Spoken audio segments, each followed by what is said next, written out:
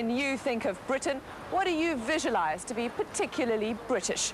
Changing of the guards at Buckingham Palace? Or perhaps you think of red telephone boxes, double-decker buses and black cabs. Or maybe your idea of quintessential Britain is having a cup of tea and some scones. But those stereotypes just don't get it. Modern, multicultural Britain is more difficult to define. But the government is trying anyway. It's tasked this man, Bernard Crick, to construct a test for immigrants.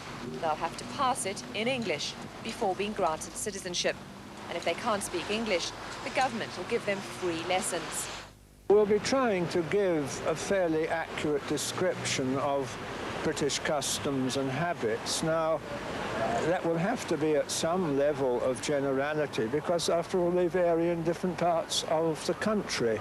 In fact, cultural peculiarities are cherished.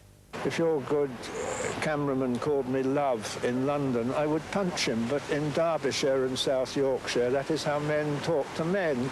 Little things like that can cause tremendous problems. But not being able to speak English has caused greater problems, leading to a growing isolation of some ethnic communities. Prescribing a curriculum and test for citizens has some Britons concerned. The whole idea of compulsion and setting rules and so on is a terrible mistake, and it's against what I regard as British traditions. British traditions?